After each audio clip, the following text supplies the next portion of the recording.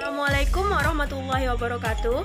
Perkenalkan, nama saya Nabila Mukhlisa, nomor BP 191053-2015. Di sini saya akan menjelaskan tentang analisa laporan keuangan PT Timah Tbk dengan menggunakan rasio. Kita akan membahas laporan dengan dinyatakan dalam rupiah. PT Timah Tbk adalah perusahaan yang bergerak di bidang eksplorasi pertambangan timah di Indonesia yang merupakan pertambangan timah terbesar di Indonesia pada tahun 2008. Kita akan melihat bagaimana laporan keuangan dari PT Timah Tbk dengan menggunakan rasio. Sebelumnya, mari kita bahas tentang tujuan dari analisa laporan keuangan. Yang pertama yaitu mengetahui kesehatan perusahaan. Yang kedua, membandingkan kinerja perusahaan dari tahun ke tahun. Dan yang ketiga, membandingkan dengan perusahaan lain dalam industri.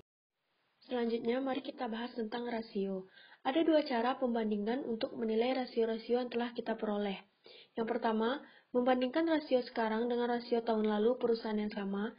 Yang kedua, membandingkan rasio-rasio suatu perusahaan dengan rasio-rasio kelompok perusahaan lain yang sejenis atau rasio industri. Yang pertama adalah rasio likuiditas. Rasio likuiditas adalah kemampuan perusahaan untuk melunasi kewajiban finansialnya yang segera jatuh tempo. Yang pertama adalah current ratio. Nah, cara mencari current ratio adalah aktiva lancar dibagi dengan hutang lancar. Pada tahun 2019, current ratio dari PT Timah Tbk adalah 1,029, sedangkan pada tahun 2020, current ratio-nya adalah 1,014. Artinya adalah setiap Rp1 utang lancar dijamin dengan 1,029 aktiva lancar pada tahun 2019 dan dijamin dengan 1,014 aktiva lancar pada tahun 2020. Yang kedua adalah quick ratio. Dilihat dari gambar, pada Desember 2019, quick ratio dari PT Timah Tbk adalah 0,49, sedangkan pada Juni 2020, quick ratio-nya adalah 0,50. Cara mencarinya seperti yang terlihat pada gambar, yaitu aktiva lancar dikurang dengan persediaan dibagi dengan hutang lancar. Artinya adalah setiap Rp1 hutang lancar dijamin dengan 0,49 quick asset pada tahun 2019 dan dijamin dengan 0,50 pada Juni 2020. Selanjutnya adalah cash ratio. Dilihat dari gambar, cara mencari cash ratio adalah kas ditambah efek dikurang dengan hutang lancar. Selanjutnya adalah cash ratio. Dilihat dari gambar, cara mencari cash ratio adalah kas tambah efek per hutang lancar. Sehingga didapatkanlah pada tahun 2019, didapatkanlah cash ratio yaitu 0,14 dan pada Juni 2020 mendapatkan 0,11. Hal ini berarti setiap Rp1 hutang lancar dijamin dengan 0,14 kas dan efek pada tahun 2019 dan dijamin dengan 0,11 kas dan efek pada Juni 2020. Selanjutnya, apa itu rasio solvabilitas? Nah, rasio solvabilitas atau bisa disebut rasio leverage adalah rasio yang menunjukkan seberapa besar kebutuhan dana perusahaan dibelanjai dengan hutang. Yang pertama adalah debt ratio. Nah, cara mencari debt ratio adalah total utang dibagi dengan total aktiva dikali 100%. Kita lihat pada Desember 2019, total utang dari PT Timah Tbk adalah 13.581.269, sedangkan total aktivanya adalah 20.361.278. Dikali dengan 100%, maka hasilnya didapatlah 66% pada Desember 2019. Selanjutnya yaitu debt to equity ratio. Nah, cara untuk mencari debt to equity ratio adalah total utang dibagi dengan modal dikali dengan 100%. Kita lihat pada tahun 2019, maka total utangnya adalah 13.581.269 dibagi dengan modal yaitu 5.258.215 dikali 100% dan didapatkanlah hasil 258% untuk tahun 2019. Sedangkan untuk tahun 2020 kita lihat total utangnya adalah 15.102.873 dibagi dengan modal 4.815.491 dikali 100% dan didapatkanlah hasil 313% untuk tahun 2020. Rasio yang ketiga adalah rasio aktivitas. Apa itu rasio aktivitas? Rasio aktivitas adalah rasio yang digunakan untuk mengukur seberapa besar efektivitas perusahaan dalam memanfaatkan sumber dananya. Rasio aktivitas yang pertama adalah perputaran persediaan. Nah, cara mencari perputaran persediaan adalah harga pokok penjualan dibagi dengan rata-rata persediaan. Pada tahun 2019, HPP adalah 8.930.036 dibagi dengan rata-rata persediaan 6.567.159 dan didapatkan hasil 1,35 kali. Sedangkan pada tahun 2020 didapatkan hasil 1,17 kali. Yang kedua adalah average days inventory atau perputaran persediaan. Nah, cara mencarinya adalah rata-rata persediaan dibagi dengan HPP dikali dengan 360. Pada tahun 2019, maka average days inventory-nya adalah 147 hari, sedangkan pada tahun 2020 yaitu 136 hari. Selanjutnya adalah perputaran aktiva tetap atau fixed asset turnover. Rasio ini digunakan untuk mengukur efektivitas penggunaan aktiva tetap dalam mendapatkan penghasilan. Cara mencari dari perputaran aktiva tetap adalah penjualan dibagi dengan aktiva tetap.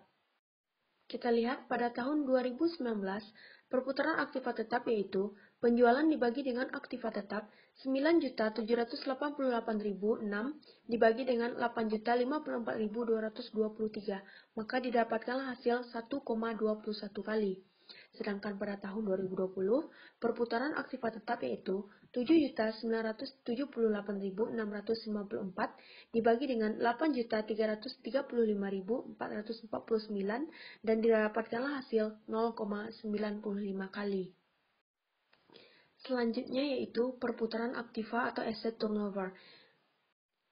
Formula untuk mencari perputaran aktiva yaitu penjualan dibagi dengan total aktiva. Pada tahun 2019, perputaran aktiva yaitu 9.788.006 dibagi dengan 20.361.278. Dapatkan hasil 0,48 kali. Sedangkan pada tahun 2020, perputaran aktivanya 7.978.694 dibagi dengan 18.396.760, maka didapatkanlah hasil 0,43 kali. Selanjutnya yaitu ada rasio keuntungan atau rentabilitas atau profitabilitas. Rasio keuntungan adalah rasio yang digunakan untuk mengukur seberapa besar tingkat keuntungan yang diperoleh oleh perusahaan. Gross profit margin adalah ukuran kemampuan perusahaan untuk menghasilkan keuntungan dibandingkan dengan penjualan yang telah dicapai. Formulasi yang digunakan adalah laba kotor dibagi dengan penjualan dikali dengan 100%. Kita lihat pada tahun 2019, GPM yaitu 857.970 dibagi dengan 9.788.006 dikali dengan 100% didapatkanlah hasil 8,76%. Sedangkan pada tahun 2020, GPM sama dengan 249.938 dibagi dengan 7.978.654 dikali dengan 100% didapatkan hasil 8,76%. Selanjutnya yaitu Return on Asset atau ROA. Cara mencarinya adalah EBIT atau bisa disebut dengan laba sebelum pajak dan bunga dibagi dengan total aktiva dikali 100%, maka didapatkan hasil 191.355 dibagi dengan 20.361.278 dikali dengan 100%, dapatkanlah 0,9% untuk tahun 2019. Sedangkan pada tahun 2020, ROA sama dengan EBIT dikali dengan 100% dibagi dengan total aktiva, dapatkanlah hasil 2,3%. Selanjutnya adalah Return on Equity atau ROE. Formula yang digunakan adalah EAT dibagi dengan modal sendiri dikali dengan 100%. kita lihat pada tahun 2019, maka 127.808 dibagi dengan 5.258.215 dikali dengan 100%, maka didapatkan hasil 2,43%. Sedangkan pada tahun 2020, 442.914 dibagi dengan 4.815.300 dikali dengan 100% didapatkan hasil 9,2%. Selanjutnya yaitu profit margin. Formula yang digunakan yaitu EBIT atau laba sebelum pajak dan bunga dibagi dengan penjualan dikali dengan 100%. Nah, pada profit margin PT Timah Tbk dilihat pada tahun 2019, EBIT sama dengan 151.355 dengan penjualan 9.788.006 dikali dengan 100% didapatkan hasil 1,95% pada tahun 2019. Sedangkan pada tahun 2020, EBIT sama dengan 436.410 dibagi dengan penjualan 7.978.654 dikali dengan 100% didapatkan hasil 5,46%. Nah, dilihat dari profit margin tersebut dapat